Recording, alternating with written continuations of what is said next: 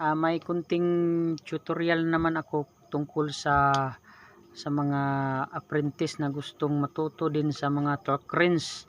Sa akin mayroon akong binili na torque angle, no? Torque angle gauge. Adjustable torque angle gauge. Bakit tinatawag siya na adjustable? Kasi dito pwede mo siya ma-adjust. Sa iba naman, sa tinatawag na click type na torque wrench, ito torque wrench din to pero tinatawag siya na adjustable torque angle kasi kahit saan posisyon, ganyan pwede mo siya magamit. Ito ang nakaganda nito kasi wala siyang spring, kahit saan gusto mong ikutin, ganyan lang may ano dyan parang arrow niya, parang ano niya, idle niya, gagalaw lang yan kung saan gusto mo. Kasi sa click type na torque wrench, isit mo yun sa dulo, sa may handle, isit mo, example, isit mo ng 30 degree, no? Foot pound. Yan na talaga yan, kung isit mo na yan.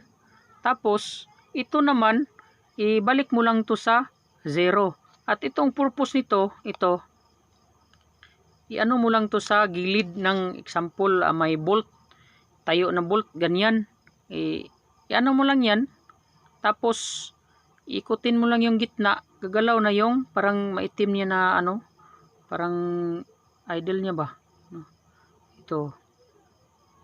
Yung itim. Kung saan mo gusto, example 30 yan, 30 man yan. 30.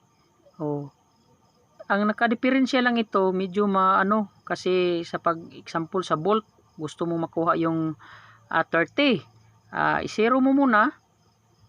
I-zero, back to 0, tapos mo sa bolt, dito lagayan man to ng sakit dito. Tapos ito, lagayan ng handle. Example lang example dito. Yan. Example ko sa inyo, example isit ko sa 0. Para hindi gumagalaw ito, mo dito higpitan.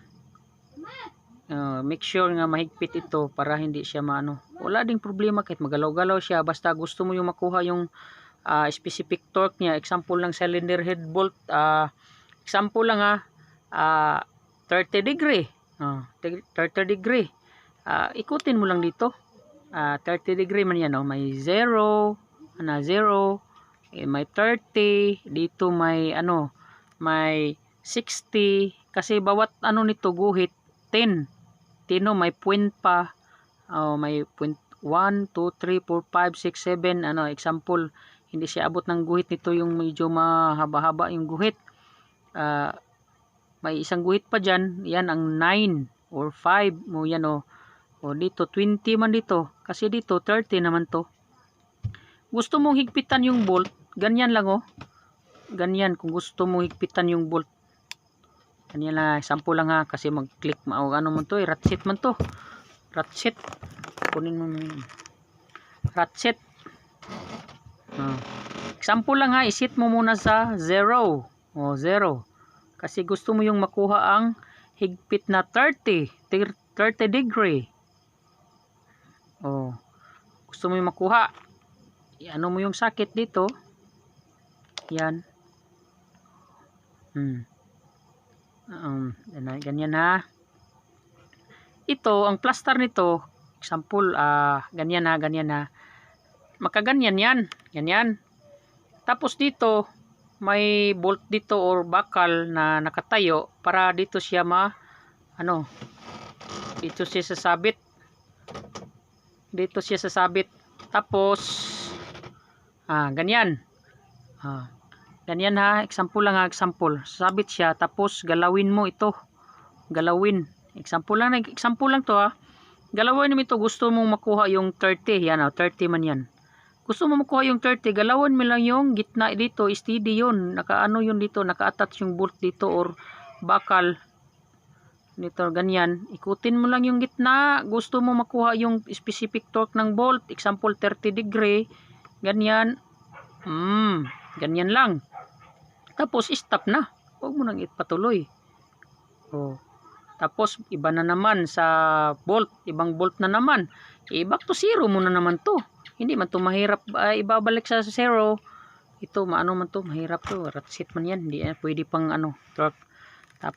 Dapat talaga gagamitin yung power handle. Ganyan ibalik mo lang sa 0 kung gusto mo sa ibang bolt na naman.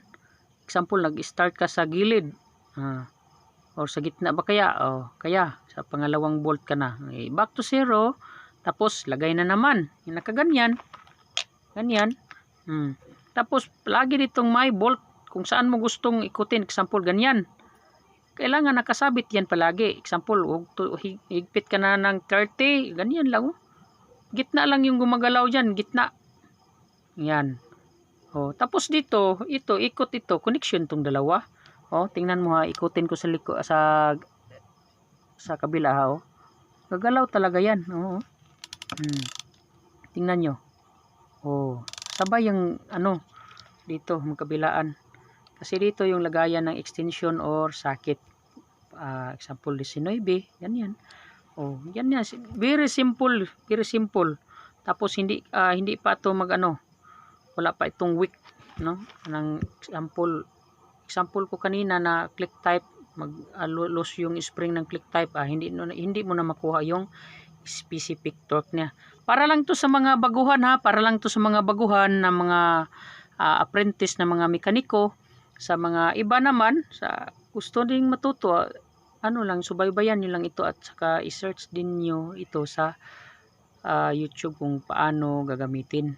Okay, thank you very much. Huwag kalimutan, itang pangalan nito ay Torque Angle Gauge. Adjustable 1/2 drive Torque Angle Gauge. Okay, thank you very much.